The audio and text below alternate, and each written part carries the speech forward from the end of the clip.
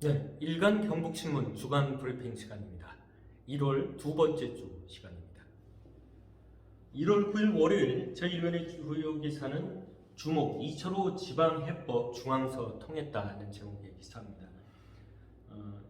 재선에 성공한 이철호 도지사가 국회의원 3선 관록과 인맥으로 대한민국 시도지사 협의회 회장으로 만장일치 추대되면서 지방시대의 선구자 역할을 하고 있다는 내용이고요. 결국은 좀 더 큰 정치, 큰 역할을 할 수 있지 않느냐, 해야 되지 않느냐 이런 목소리를 전하고 있는 내용입니다. 그리고 좌측에 보시면 포항시설관리공단 이사장 누가 되나 이런 기사가 눈에 띕니다. 현재 이제 포항시설관리공단 이사장은 신덕보 이사장님이시죠. 근데 이미 이제 임기가 상당히 지난 상태입니다. 그래서 이번에 이사장 공모를 했는데 여기에 지금 이제 서재원 전 포항시 의장과 현 상임이사인 그 이광희 본부장 이렇게 두 명이 참여를 했고 경쟁을 벌이고 있다는 내용입니다. 이미 지난주에 서류 심사가 끝났고 이번 주에 이제 면접이 이루어진 걸로 알고 있습니다. 그래서 최종 이제 결론만 남은 상태인데 누가 될지 관심이 모여진다 이런 내용입니다. 이광희 본부장 현재 내부 상임이사를 맡고 있고 거기서 이제 이사장으로 승진을 하면 내부 승진한다는 그런 장점이 있을 것 같습니다. 또 그동안 이제 본부장으로서 상임이사로서 일해왔기 때문에 어떤 일에 있어서 전문성에 있어서도 좋지 않겠느냐 이런 장점이 있겠습니다. 반면에 이제 이광희 본부장 같은 경우에는 이제 포항시 사무관 과장 출신이다 보니까 지금 현 신덕보 이사장께서 이제 그 경찰 출신이시고 그러다 보니 계속 이런 어떤 공무원분들의 어떤 퇴직한 공무원분들의 어떤 전유물이 되는 게 아니냐 시설관리공단 이사장 자리가 이런 비난이 좀 있을 수도 있을 것 같습니다.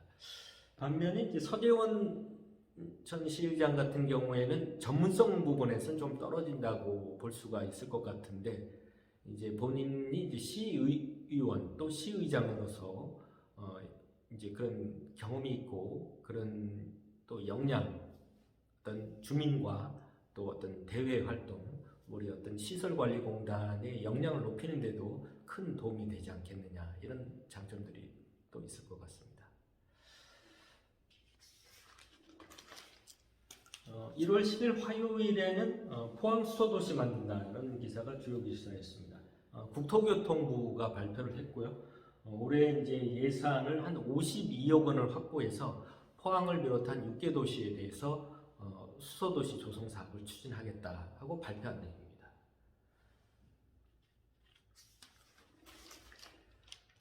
그리고 11월 11일 수요일에는 우리 좌측에 보시면 이제 김기현 의원의 민심 당심이 있다. 아시다시피 현재 여당인 국민의힘 당권 주자입니다. 김기현 의원. 현재 뭐 다른 의원들도 있고.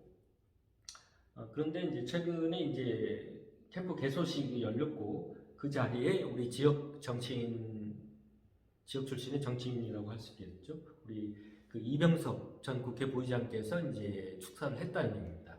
김기현 의원의 민심과 당심이 있다 이런 내용이었다고 합니다.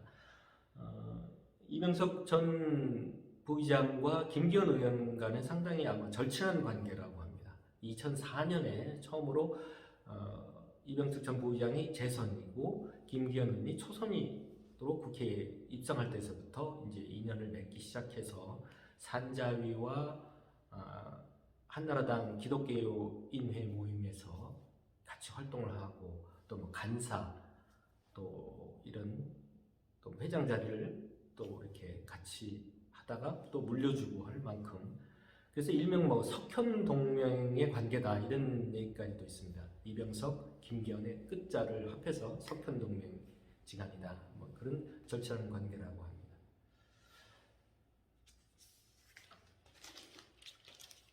1월 10일 목요일 포스코도 국외 탄소 규제 대응 나섰다 하는 기사가 눈에 띕니다.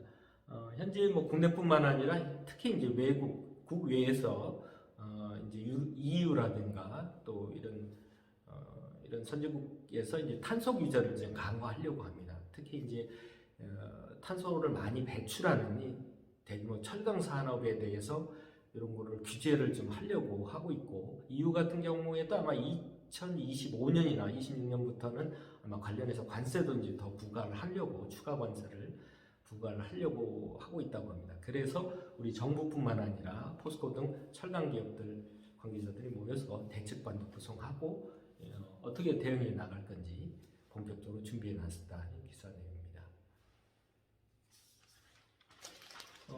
그리고 1월 13일 금요일에는 포항 미국 CES 2023에서 빛났다 이런 얘기입니다. CES는 국제전자제품 박람회의 줄임말입니다. 여기서 지금 보면 올해 국내 기업의 134개사가 협진상을 받았고, 또 이 중 벤처 창업 기업이 111개사로 역대 최대 수상을 했답니다. 가장 많이 상을 수상했다고 합니다. 이런 경사 속에서 특히 우리 포항 소재 기업이 5개사가 혁신상, 즉 4개사가 혁신상을 받았고, 나머지 1개, 이 그래핀 스퀘어죠. 이 우리 그래핀 스퀘어 같은 경우는 최고 혁신상까지 받았습니다. 아주 뭐 우리 중소도시로는, 국내 중소도시로는 뭐 혁혁한 성과라고 봐야 될 것 같습니다. 뭐 광역단체 같은 경우에도 뭐 한 최소 5개가 안 되는 곳이 많습니다. 그런데도 불구하고 중소도시인 포항에서 5개사나 혁신상을 수상하는 업체를 배출했다는 것은 아주 큰 성과라고 할 수도 있고요.